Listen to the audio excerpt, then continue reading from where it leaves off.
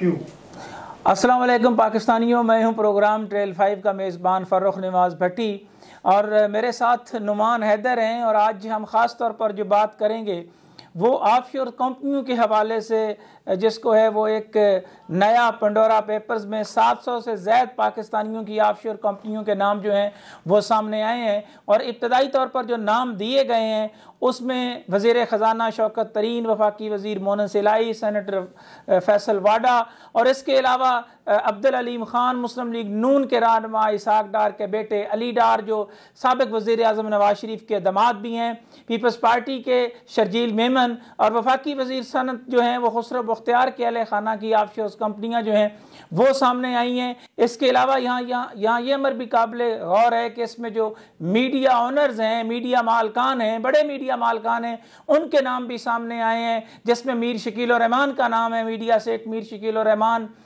जो हैं उनका नाम सामने आया। उनके एक और करीबी अजीज़ हैं जिनका मीडिया जिक्र नहीं कर रहा, वो अली जहांगीर हैं जी। अली जहांगीर जो हैं जहांगीर सदीकी के बेटे हैं। ये JS बैंक वाले जो हैं उनका नाम भी जो है वो ऑफशोर कंपनीज में आया है। साबिक फौजी जनरल्स हैं, उनके नाम हैं, उनकी फैमिलीज़ के जो नाम है वो सामने आए हैं। उमर बख्तियार का नाम जो है वो सामने आया है, जो खुसरो बख्तियार के भाई हैं।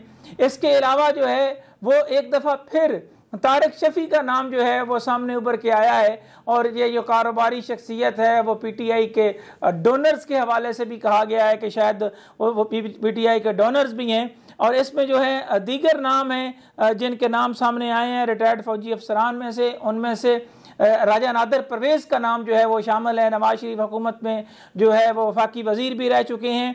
इसके अलावा जो है एक और नाम जो है वो जनरल शफ़ाअतुल्लाह शाह की आलिया के नाम लंदन में $1.2 मिलियन का एक अपार्टमेंट जो है वो भी सामने आया है।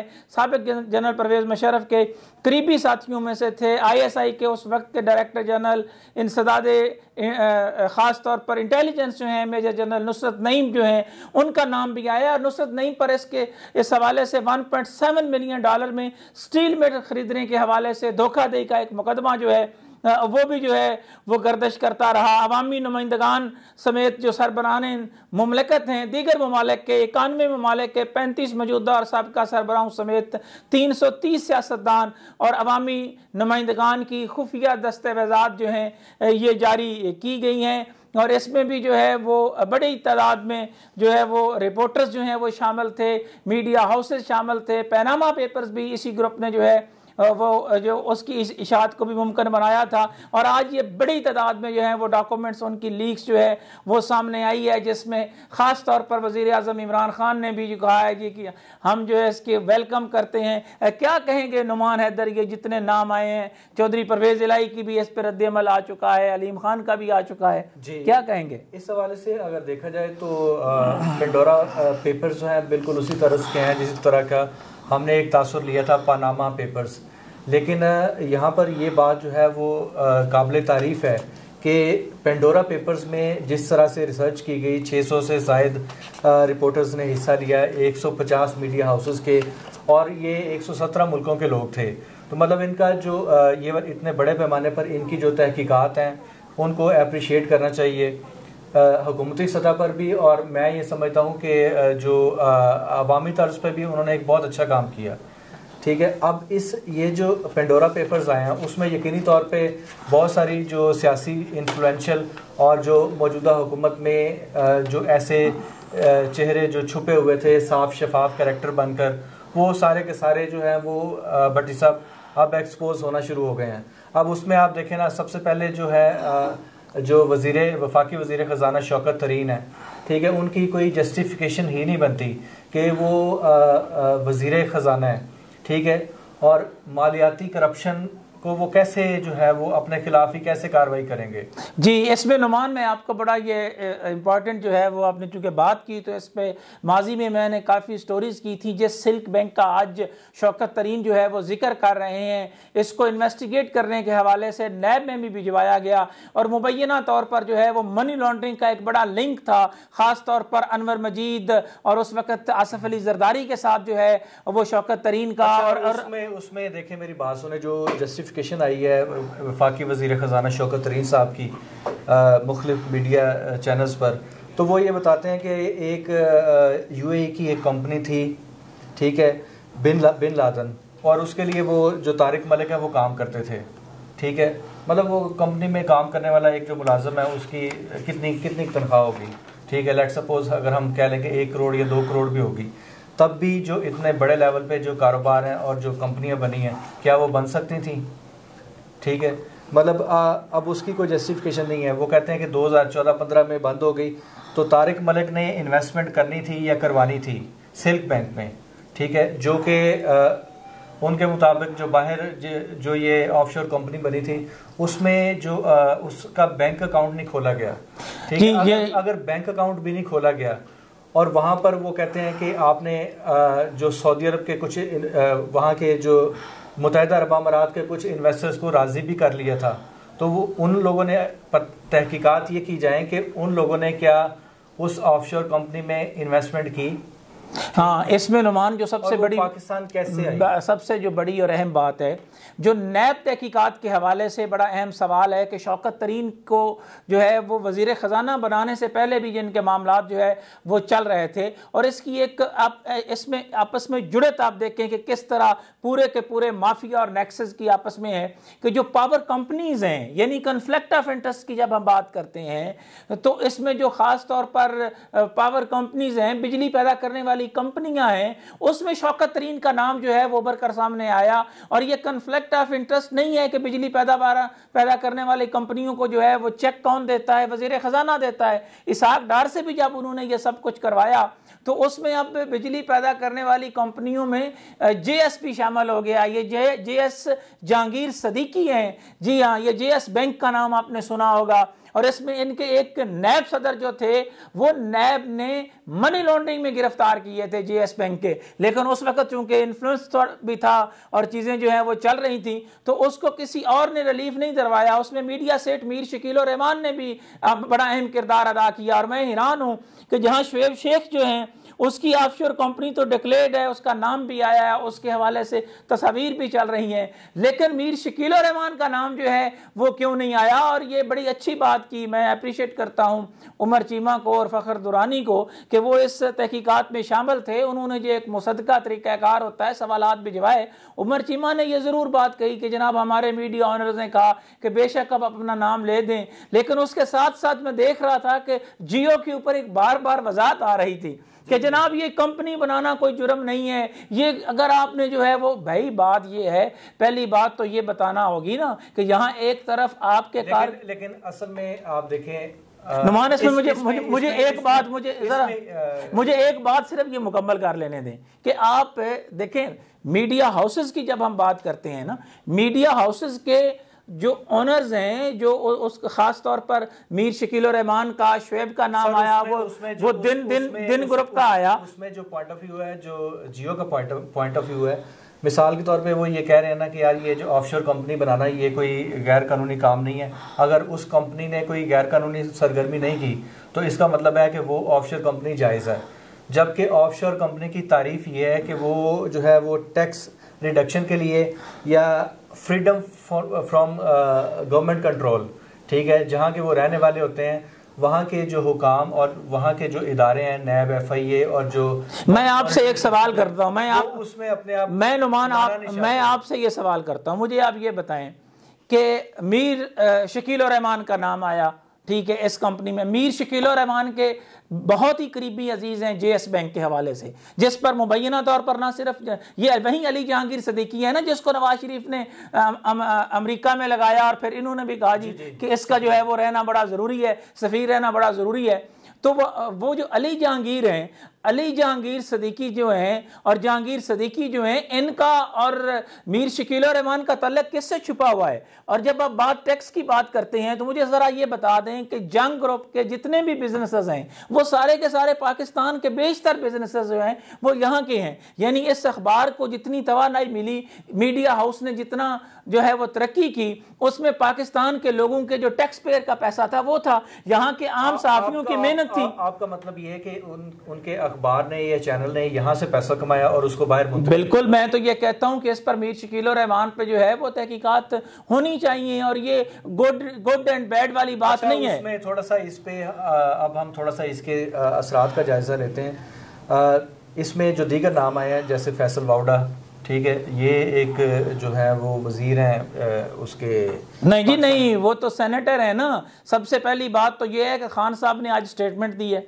मैं जनाब वज़ीर आज़म से ये कहता हूँ कि वो सबसे पहले तो फैसल वाडा साहब को कहें कि वो इस पे करें ना रिज़ाइन और इन्वेस्टिगेशन का बने हिस्सा, उसके बाद वो आ जाएं जनाब के। जनाब ये फैसल वाडा जिन लोगों ने भी इसको लेकर आए हैं आगे पीटीआई में या जैसे भी ये जिस सिस्टम के थ्रू भी आए हैं, तो उसमें पहले देखें ना, पहले ये मिनिस्टर थे, अब फिर सेनेटर बने, ठीक है। अब ये जो इस किस्म के लोगों का आना और उनका इस तरह का बैकग्राउंड का निकलना, भाई फैसल वाडा से आपके शायद इतफाक ना हुआ हो, हमारा चूंकि अपना बहुत ज़्यादा रहा है इस हवाले से कि चूंकि मैं पीटीआई के बीट के जो जनरल वर्कर्स हैं वो ठीक है, वो उस देखते हैं कि ये पीटीआई क्या कर रही है, पीटीआई क्या कर रही है। अब देखिए फैसल वाडा जो है वो तो इस हद तक जो है वो उसकी गर्दन में भी सरिया और गुफ्तगू करते हुए भी मतलब है उसने बाकायदा बदतमीज़ी की। मौक़िफ़ लेने के लिए सहाफ़ी का काम है कि वो भाई आपको फ़ोन करे, आपसे पूछे कि जनाब इस पे ये आप भाई जवाब नहीं देना चाहते, आप कहें जी हम जवाब नहीं देना चाहते। ये कोई तरीका नहीं है जिस तरह फ़खर दुरानी के साथ उसने रवैया इख्तियार किया। इसकी हम ना सिर्फ मज़म्मत करते हैं बल्कि इस तरह के तमाम इक़दाम की जो है वो हम हौसला शिकनी करेंगे कि इन्वेस्टिगेटिव जर्नलिस्ट कॉल कर रहा है। सनत व पैदावार खुसरो बख्तियार, वाह जी वाह, वो तो कमाल आइटम है जनाब, आप कमाल बात करते हैं। ये खुसरो बख्तियार वही है ना जो चीनी स्कैंडल्स में भी जनाब थे, जिनकी नैब के ऊपर भी तहकीकात चल रही थी। लेकिन ये क्या स्मार्ट खेलते हैं, ये इससे पहले जो है वो पिछली हुकूमत में भी थे, ठीक है, उससे पिछली हुकूमत में भी वजीर थे। ये काफ लीग का तोहफा था, वो उस वक्त जो है वो हमें मिला। पेंडोरा पेपर्स के मुताबिक इनमें से जो बहुत सारे जो फाइलें निकली हैं और जिन लोगों के इस पे सर पूरा नाम जो रिवील हुए हैं, ये आपने उनका एक बात ये भी कहना है कि जो नुमान हैदर, इसमें मेरी बात सुने भाई, इसमें पहले आप बात करके आगे ना निकल जाए ना। ये वजीर हैं भाई, इसको तो रिजाइन करना चाहिए। नहीं, उससे पहले देखें इनके जो ये चीजें, बहुत सारी चीजें वो इदारों में भी हैं, ठीक है भाई। इदारों में होने से हटके बात यह है कि खुसरो करप्शन के बहुत सारे केसेस भाई कन्फ्लिक्ट ऑफ इंटरेस्ट और क्या होता है। खुसरो बख्तियार के हवाले से उसके भाई, उसकी वालदा के नाम जो है वो सारा कुछ आना, और सबसे बड़ी बात यह है कि उसने अपनी धरती के लोगों के साथ एक जो है वो सियासी तौर पर झूठ बोला, फ्रॉड किया। उनको कहा जनाब देखें हम पता नहीं सूबे में क्या कर देंगे और क्या नहीं कर देंगे। अचानक रातों रात इत्तेहाद बना और खुसरो बख्तियार को जो है वो शामिल किया गया।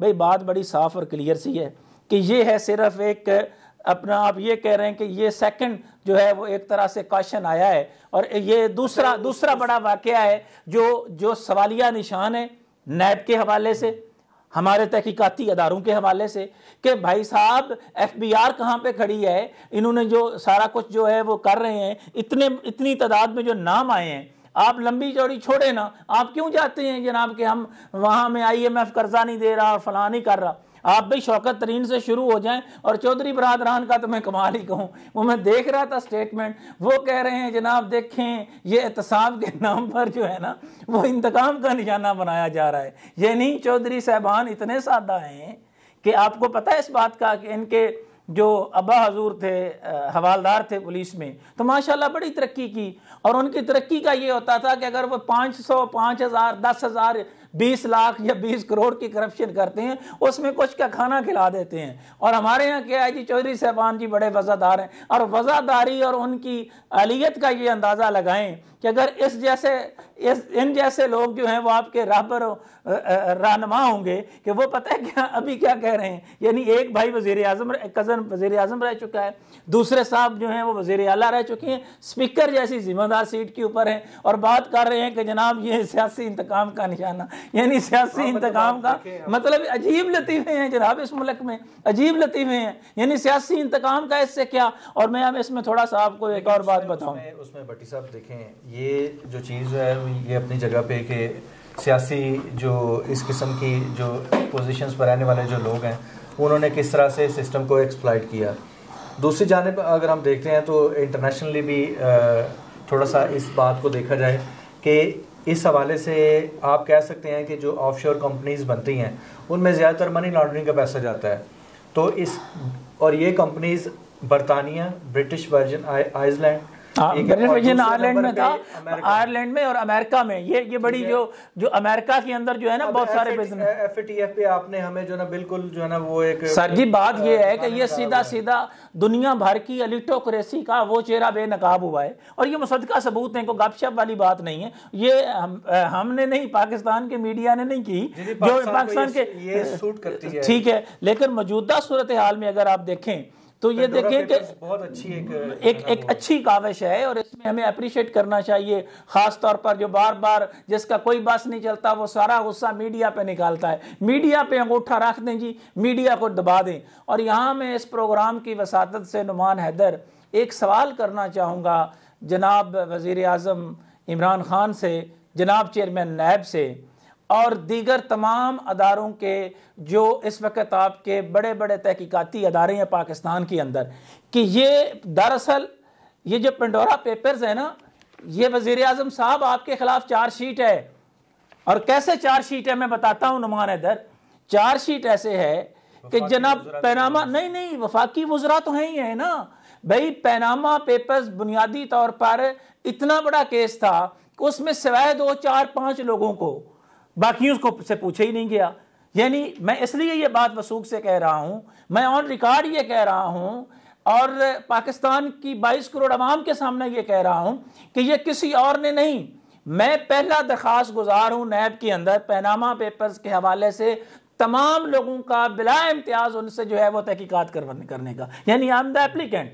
ये पैनामा जिस दिन आया ठीक दूसरे या चौथे दिन में चला गया था, और उसको डॉन ने जो है वो रिपोर्ट भी किया कि जी पहली दरखास्त जो है वो चेयरमैन नैब को हो गई। पेंडोरा पेपर्स हैं, इसमें आधे से ज्यादा नाम वही हैं। आप उसमें देखें, नहीं उसमें उन्होंने बहुत सारी जो आप वज़ीर आज़म टाइप जो लोग हैं या इन जो बड़े अहदों पे जो फाइज लोग हैं, इस दफा उन्होंने उनको थोड़ा सा स्पेयर किया है। नहीं उसमें नहीं किया, थोड़ा सा नहीं इसमें नुमान साहब मैं आपको थोड़ा सा वजाहत के साथ ये बता दूं, इस तरह पाकिस्तान भारत में सर जी बात ये नहीं है। बात ये है कि अभी ये मजीद नाम जो हैं ये आ रहे हैं, को एक दिन वो बंद नहीं हो गए कि जनाब एक टाइम में जो है वो सारे बंद हो गए। नहीं बिजनेस कम्युनिटी के नहीं है, इसमें ब्यूरोक्रेट्स हैं, इसमें साबिक फौजी जनरल्स हैं, इसमें जो है वो दीगर मुमालिक के लोग हैं, इसमें सरबराहान मुमलिकत जो हैं वो बहुत सारे हैं, इसमें बरतानिया के साबिक वज़ीर आज़म का नाम आना। इसमें जिन लोगों की जो ऑफशोर कंपनीज हैं, हाँ जी भट्टी साहब आपका क्या ख्याल है, उनके पास जो लीगल या मॉरल जस्टिफिकेशन है वो क्या बनती है, वो क्या किस तरह डिफेंड करेंगे इसको? अब मैं हैरान हूँ कि इस पे जो है वो शुएब शेख क्या डिफेंड करेगा, इस पे मीर शकील रहमान क्या डिफेंड करेगा, इस पे वो दिन वालों का नाम आया है वो उस पे क्या डिफेंड करेंगे। यानी बाकी तो छोड़ें, lieutenant general retired Muzaffar Afzal साहब जो हैं, ठीक है, ये इन्होंने जनाब नुसरत नसीम साहब ने 2009 में रिटायरमेंट ली, और रिटायरमेंट के फ़ौरन बाद अपने नाम पर ऑफशोर कंपनी रजिस्टर्ड कर ली। और अफजल मुजफ्फर साहब अपने बेटे जो हैं उनको ये कहा, अफजल मुजफ्फर पर स्टॉक मार्केट में 4 अरब 30 करोड़ की सरमायाकारी के इल्ज़ाम का एक मुकदमा जो है वो भी चल रहा है। यानी स्टॉक मार्केट स्कैंडल्स की जब हम बात करते हैं तो स्टॉक मार्केट स्कैंडल जो है ये पेंडोरा पेपर से जुड़ा हुआ है, वो इसलिए कि खाली जो है वो अफजल मुजफ्फर नहीं है, इसमें JS बैंक भी है, इसमें AKD के हवाले से भी तहकीकात हैं, उसको तो नैब ने खूब खाते में डाल दिया। यानी जो सवाल अपनी जगह पर बनता है उसको छोड़ें। मैं आज जनाब chairman justice retired Javed Iqbal साहब से बराह रास्त मुखातब करता हूँ कि हजूर मैं हूँ पहला दरख्वास्त गुजार पैनामा पेपर्स का, और आज के दिन तक जिन लोगों के नाम आए थे पैनामा पेपर्स में उनकी तहकीकात के हवाले से मुझे नैब का सिंगल नोटिस भी नहीं आया। मतलब है आप नुमान यार देखें ये क्या है, ये सारा वही पैसा है मनी लॉन्ड्रिंग का, ये 2 नंबर धंधे से जो हासिल किया है। जो अलीम खान का इतना बड़ा नाम आया, जो काली समा पे लेक्चर देते नहीं थक रहे थे कि जनाब मैंने वो डिक्लेयर कर दी है, मैंने वो ऐसा कर दिया है। अगर तहकीकात प्रॉपर की जाए तो मुझे आप ये बताएं, लंबी छोड़ें, ये सिर्फ पार्क व्यू की तहकीकात करें, अरबों रुपए का आपको जो है वो अलीम खान को खजाना सरकार में जमा कराना पड़ेगा। असल में जो अलीम खान है वो एक खुशकिस्मत आदमी है, क्यों उसके साथ सारे उसके मैं देख रहा था वो जियो का रवैया भी बदल गया। मैं उन्होंने कहा कि अब तो यार वो असल में उन्होंने हालिया कुछ माह कबल उन्होंने चैनल खरीदा, अब खबरें आ रही हैं कि वो एक बैंक भी खरीदने जा रहे हैं। आप देखें ना, जो कारोबार में जो दिन दुगनी रात चौगनी तरक्की हो रही है, हाँ, तो उसमें जो है ऐसी 2-4 ऑफशोर कंपनियां तो उनके लिए जस्टिफाइएबल हो जाती हैं। हाँ, उनके लिए तो लेकिन वो पैसा, हालांकि उनके कारोबार तो यहाँ पर अच्छे चल रहे हैं। अच्छा, इसमें तो नुमान पैसे क्यों बाहर उसमें एक और मुझे आप देखें, इसमें एक नाम है शर्जील मेमन का। अब शर्जील मेमन साहब का अगर आप बैकग्राउंड चेक करें तो थोड़ा सा 15 साल पीछे चले जाएं तो शर्जील मेमन साहब बिल्कुल पीपल्स पार्टी के, जिसको फुटपाथ ये वो एक होते हैं ना वर्कर्स या कारकुन, या उस हवाले से थे।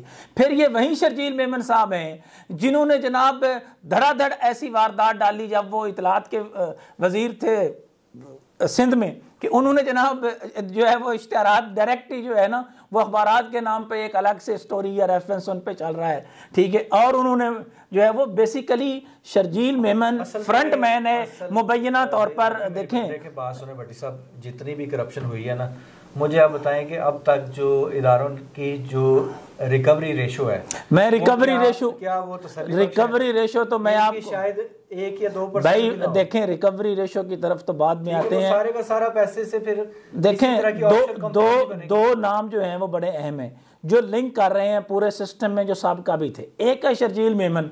शर्जील मेमन साहब को पता है कि इनका फ्रंट मैन है जनाब मुबैना तौर पर साबिक सदर आसिफ अली जरदारी, ठीक है, उनका पैसा है, उनकी सारे मामलात हैं, ठीक है। और इसी तरह अगर हम देखें दूसरा नाम है अली डार का, वो जी इसहाक डार के बेटे। भाई उसकी क्या अपनी क्या शिनाख्त है? भाई आप ये क्यों नहीं कहते साबिक वजीर आजम नवाज शरीफ का दामाद? यानी प्रोफेशनल डिसऑनेस्टी तो है ना, मुझे आप ये बताएं। लेकिन उनकी जस्टिफिकेशन बहुत आला थी। वो कहते कि चूंकि मैं पाकिस्तान में नहीं रहता, ठीक है, पाकिस्तान का रेजिडेंट नहीं हूँ, तो वो तो नवाज शरीफ के बेटे भी नहीं है, तो इसलिए जो पाकिस्तान के जो टैक्स के कवानीन है वो हम पर वो हम पर भाई टैक्स के नहीं आते, मनी लॉन्ड्रिंग के तो आते हैं। यहाँ से जो पैसा इनके डार साहब ले गए हैं बेटों के नाम पर, वो तो आते हैं। अब इसमें भी आप देखें ना कि किसी ने बेटे के नाम पर, किसी ने भाई के नाम पर, किसी ने अपनी वालदा के नाम पर, यानी कि 22 करोड़ लोगों का खून चूसकर बहर जाने वाले जो हैं उनमें जिन साहबान के नाम हैं। मैं तो जनाब वजीर आजम से ये कहता हूं कि भाई पैनामा पेपर्स में क्या सिर्फ शरीफ फैमिली थी या बाकी लोग भी थे? और जो बाकी थे वो चेयरमैन नैब से पूछे ना कि उसका दरखास्त गुजार तो मैं हूं ना, अब भी स्टैंड कर रहा हूं कि भाई मैं तो कहता हूं कि उसकी आज के दिन तक तहकीकात नहीं हुई। दूसरी तरफ देखें ना, FATF और अमेरिका और बरतानिया का दोहरा मेयार। हाँ वो तो है वो तो बिल्कुल। आप एक तरफ जो है वो पाकिस्तान के जो यहाँ से जो मनी लॉन्ड्रिंग के जरिए जो पैसा जा रहा है उसके लिए सेफ हेवन बने हुए हैं, बिल्कुल ऐसा ही। दूसरी साइड पे आप FATF के जरिए से पाकिस्तान पर पाबंदियां लगा रहे हैं और पाकिस्तान को मुसलसल दबाने की कोशिश में लगे हुए हैं। बिल्कुल, इसमें कोई शक नहीं जनाब। अच्छा, इसमें एक और बड़ा नाम है, कराची चैम्बर के साबिक सदर अपना शौकत अहमद, शेल कंपनी के जो है वो मालिक थे, ठीक है, उनका नाम जो है वो भी पैनामा लीक्स में आया था। और ये वही शेल वाली पार्टी है जनाब जिन्होंने ये जो पिछले दिनों आयल का जो स्कैंडल था उसमें भी शेल का नाम जो है वो सामने आया, और इसके अलावा जो दीगर ऑयल कंपनीज हैं उनका नाम भी जो है वो सामने आया। ज़रा इसमें एक और भी पता कीजिएगा, सईद मेहदी साहब का नाम कहीं मिस हो गया होगा, उसको भी ज़रा चेक करेंगे तो उसमें भी डिटेल जो है वो आ जाएगी, कोई ना कोई रिश्तेदार उनका निकल आएगा। नेशनल इन्वेस्टमेंट ट्रस्ट के जो MD हैं अदनान अफरीदी, इनका नाम भी इसमें आया। जी जी बिल्कुल, अदनान अफरीदी का भी आया। और इसमें जो ड्रग से रिलेटेड है, ये बड़ी अहम बात है, यानी जो ड्रग रिलेटेड लोग हैं, जो ड्रग का बिजनेस करते रहे हैं, जिनको इंटरनेशनली बैन किया गया जी कि जी ड्रग डीलर हैं, ड्रग डीलर जो हैं उनके मनी लॉन्ड्रिंग में नाम है। और वो इस पर नुमान हम कम अज़ कम मेरी कोशिश होगी तमाम पाकिस्तानियों से, क्योंकि ये अहम मामला है, तो इस पर हम 6 के करीब प्रोग्राम जो है वो करेंगे, ठीक है। ये तो सिर्फ इब्तदाई वो मालूमात थी, लेकिन इस मालूमात के बाद काफ़ी हलचल है, अभी जो है वो पैगाम आ रहे हैं। अब लोगों को शायद ये नहीं पता कि फ़खर और उमर चीमे का काम तो जो है उन्होंने जो करना था कर दिया है। अब ये इंटरनेशनल सतह पर जो डॉक्यूमेंट सामने आए हैं, उन डॉक्यूमेंट्स की रोशनी में चीज़ें जो हैं वो आगे बढ़ेंगी। और सियासी इंतकाम का निशाना जो है वो बड़ी अजीब बात है। ये सिर्फ मीडिया टाउन स्कैंडल्स को ही ले आए तो चौधरी बरादरान को तो जनाब परवेज इलाही साहब को तो इसमें नया पकड़ कर जो है वो ले जा सकती है, लेकिन पता नहीं क्यों अदारे क्यों खामोश है चौधरी साहबान के मामले में। ये वहीं जो वो कोऑपरेटिव स्कैंडल नहीं था उसमें भी ये शामिल थे। इसके अलावा अलावा भी जो है वो बैंकों से कर्जों की माफ़ियों से लेकर तमाम बड़ी मामलात में ये पूरी तरह जो है शामिल थे। साबिक जर्नैलों ने भी कसर नहीं छोड़ी, अपने रिश्तेदारों को जो है वो भी नवाजा, ख़ुद भी जो है वो रिटायरमेंट के बाद बाहर जो है वो चले गए। इस पर भी अदारे को खाली सज़ा नहीं देनी चाहिए, इनसे पैसा वापस लेके आना चाहिए। इसमें नुमान हैदर जाते जाते आपको ये बता दूं कि इनमें जो है वो यूक्रेन भी है, जमहूरिया चेक का वज़ीर आज़म भी है, बरतानवी वज़ीर आज़म भी है, ठीक है, व्लादिमीर ये जो मौजूदा रूसी प्रेसिडेंट है उसकी गैर सरकारी वज़ीर बराए प्रोपेगंडा, और रूस, ईरान, अमेरिका, तुर्की और दीगर अक़वाम से तल्लुक़ रखने वाले 130 से ज़ायद अरबपति अफराद के मालियाती लेन देन की तफसीलात जो हैं वो दी गई हैं। ये अलिटोक्रेसी का चेहरा बेनकाब हुआ है आलमी सतह पर, इसमें जितनी अशराफिया है उसका चेहरा बेनकाब हुआ है, और पाकिस्तान के अंदर जो अलिटोक्रेसी है उसका चेहरा भी बेनकाब हुआ है। प्रोग्राम ट्रेल 5 के मेज़बान फर्रुख नवाज भट्टी और नुमान हैदर को कूफा मिजाज शहर इक़्तिदार से इजाज़त दीजिएगा। अगले प्रोग्राम में मज़ीद जो है वो तफसीलात लेकर सामने आएंगे पेंडोरा पेपर्स के हवाले से। अल्लाह हाफ़िज़।